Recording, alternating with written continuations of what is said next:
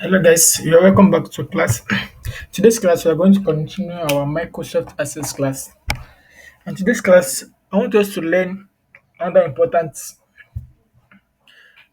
key things in my Microsoft Access. And this is going to help us in our data input, data entry in such a way that it's going to prevent us from unnecessary repetition of the same thing while we are working. And what is that? We want to learn how to add default values to our table.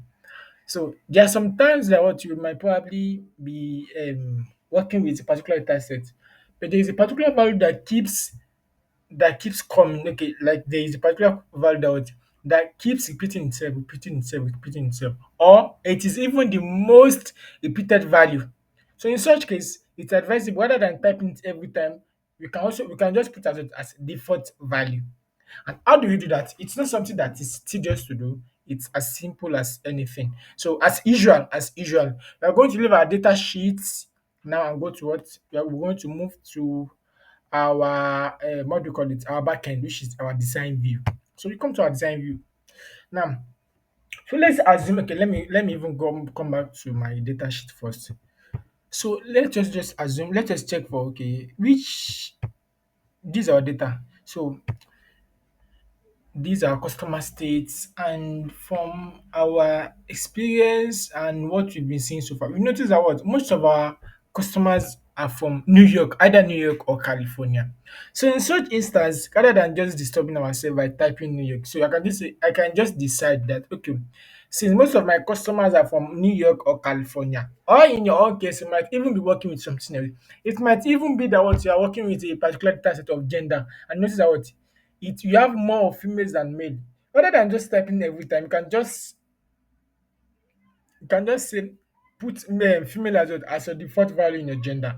So in whenever you now have a case about you want to write male, it is not something that's hard to do. You just have to change it rather than leaving the male female, you just change to male.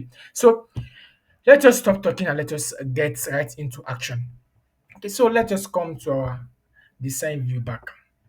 Now, so this is my customer city. Now, what I want to put as my default value is New York. So how do you do that? How do you do that? It's very simple. So now let us come to this our properties. You come here, you say what default value. So this is what you are going to what be working. So you say customer set, we have noticed that what New York and California repeat itself more. So what do you want to use? You want to use what New York instead of California. So I'll just come to my default value here, and I will come here like this. You see, uh, I said New York. We are using New York. New York. See, okay. So then you've set New York as our default value here. So let us go back to first things was I told you. Whenever we are done doing anything in our design view, we have to save it. So let us save it first. So we saved, then you can go back to our data sheets now. So let me click on this one to take me to the last record. So I can come and now look at it. You can see I'm having New York here now. So I already have New York as my default value. So let me just say the name is what is Ola. Let me say Tayo.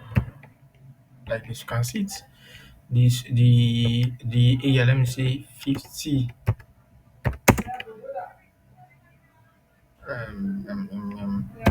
Bond Street City. Let me just use a new. Let me just say Abuja. Let me just use maybe Ikeja. Let me just use Ikeja like that, and can fill this. Can fill this. What this you have there? Can just say this our postal value. Then this date. Now, also we can also decide to say okay, rather than saying I want to be typing my data every time, why don't I just put it as default value? We can do that for data. So let's go. Now I'm done here, right? So let me first click. Today is 9th of September 2024. 09 10 2024, like this. Now let us go and work on our date also. Now, now today's date, we have today's date. It's 2025. I wrote 2024. That should be 2025. 2025, not 2024. Let me go back to my last record.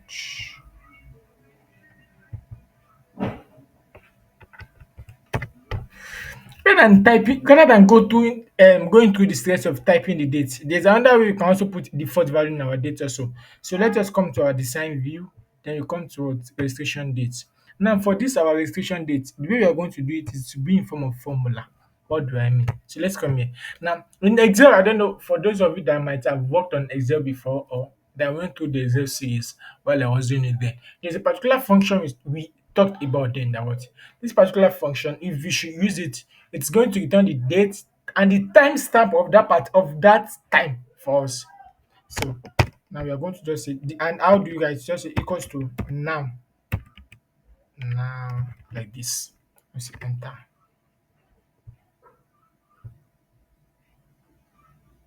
This is so let me save Ctrl S, comment to my design value. Let me come to my last record. Now you see. Now what do you notice? It has what? It has input date for me.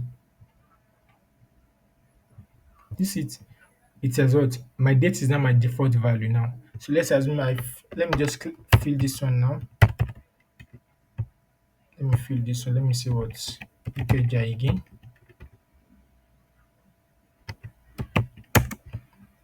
Let me see number 12, Blue Streets. This one, Siege. Let me use my name. Kobe. You can see it. Now once I move to this new record now and I type it, and I say okay, let me see, I want to type and you see this one also, the next value as well has taken the default value.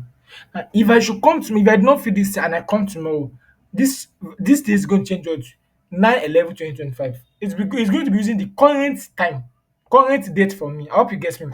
And this one, now let me say okay, this one is not New York. Oh, this one is supposed to be, let me say, Florida. I can clean it.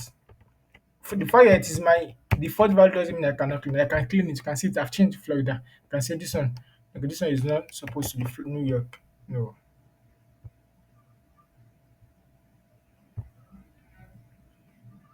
This one and this one is California. So you can edit it. You can edit it the way you want. So do you see it now?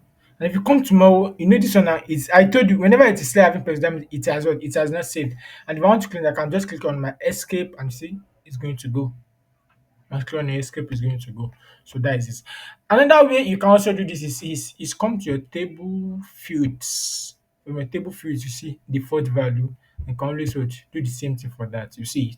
So from here, you just go to the normal process and and you are done. So that is how to add default value to our Microsoft Access. So in case of next time when you are working with data that have a kind of recursive value. So rather than just stressing yourself by saying you want to be typing it every time, the best thing you can do for yourself is just to set your default value, and from there you just you stop stressing yourself. So thanks for watching this. We meet in our next class. Bye for now.